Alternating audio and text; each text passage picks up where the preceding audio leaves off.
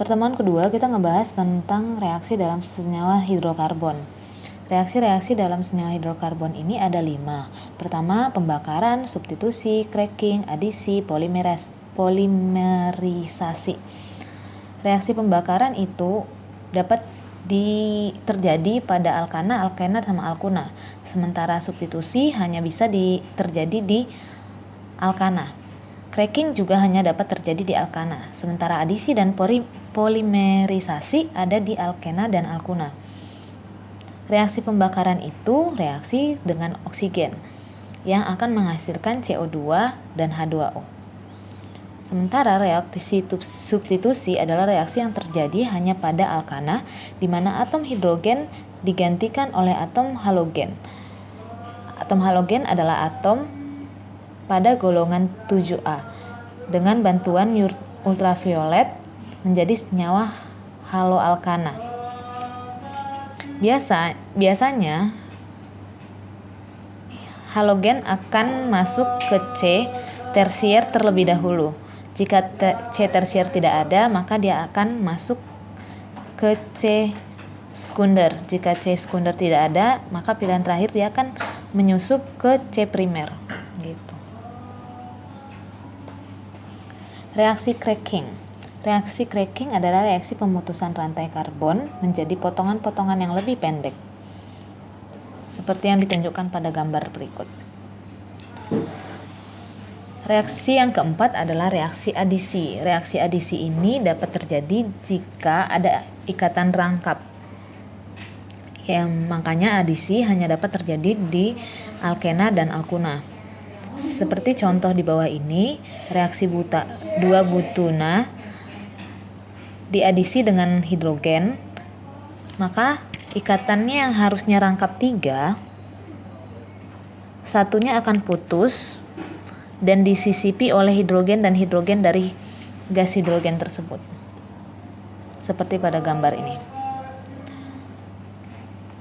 Adisi halogen. Adisi halogen ini berarti yang mengadisi halogen, sama seperti yang tadi, yang seperti di atas. Hanya saja ketika rangkapnya diputus, yang menyisipi bukan hidrogen tapi golongan halogen. Contoh di bawah ini adalah bromida. Adisi halida.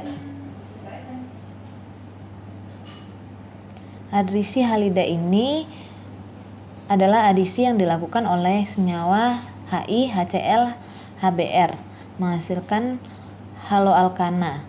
Terdapat 2 aturan pada adisi hidrogen halida, yaitu aturan Markov-Nikov sama aturan Zaitsev-Wagner.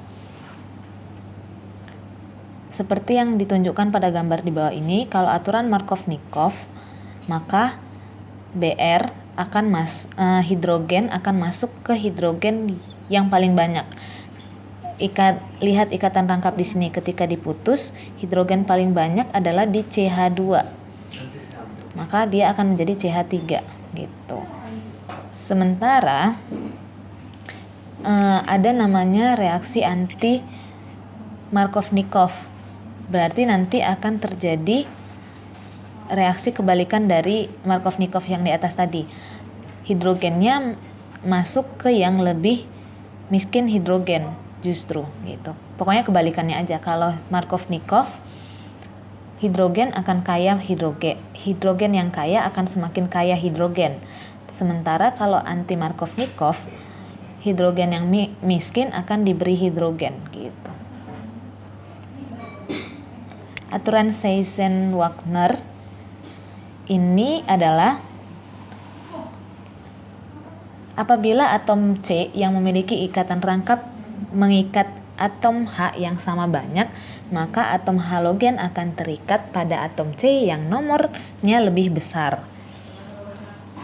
Seperti contoh di bawah ini. Di sini ada H dan H, sama-sama hidrogennya 1.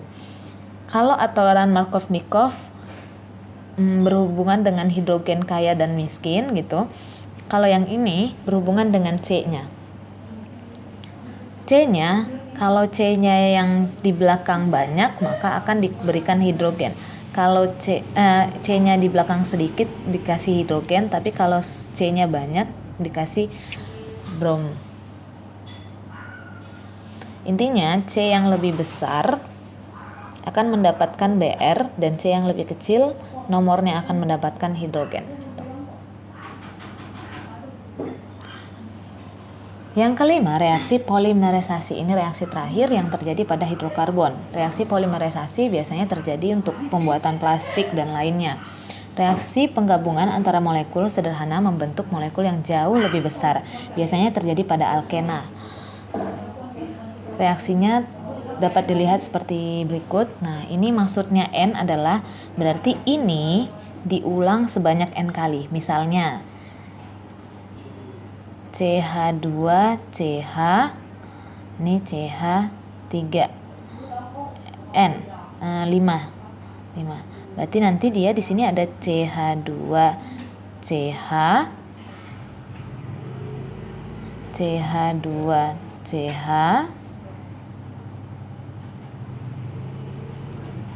ini CH2CH, udah 3, berarti ada 2 lagi.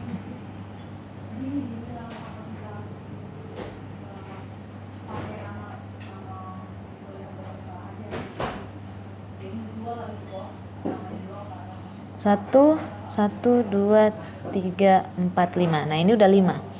Berarti nanti ada seperti ini 5. Nih lihat. 1, 2, 3, 4, 5 gitu. Jadi kalau ada N-nya 5 berarti di sini ada 5. Tapi biasanya enggak 5 banyak. Apalagi kalau untuk plastik dan lainnya. Rantainya lebih panjang. Oke. Selanjutnya kita belajar mengenai minyak bumi. Minyak bumi ini adalah juga hidrokarbon. Minyak bumi biasanya dipisahkan melalui cara destilasi bertingkat seperti gambar yang ditunjukkan di samping. Destilasi bertingkat ini adalah memisahkan minyak bumi berdasarkan titik didihnya. Didihnya yang titik didih yang lebih rendah akan naik ke atas, sementara titik didih yang lebih tinggi dia tetap akan di bawah gitu. Di sini titik didih yang paling tinggi itu adalah si residu. Residu ini C-nya lebih besar daripada 25, artinya ikatannya ada minimal 25 C dalam rantainya. Nah, ini biasanya adalah aspal yang kita kenal dengan aspal. Ada minyak pelumas. Ada kemudian di atasnya lagi minyak diesel, kerosin, nafta. Nafta ini biasanya bensin untuk pembakar untuk pesawat terbang. Terus ada bensin, terus gas. Gas ini biasa yang kita pakai gas metan yang untuk di rumah. Terus ada beberapa yang harus kamu ketahui. Pertama, mutu bensin. Mutu bensin sering dilihat dari bilangan oktannya atau isooktannya.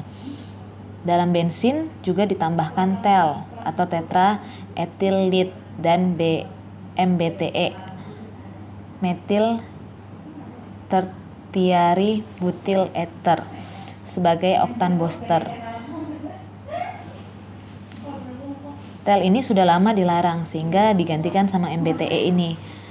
Dia dilarang karena menghasilkan residu PB atau timbal. Begitu kira-kira.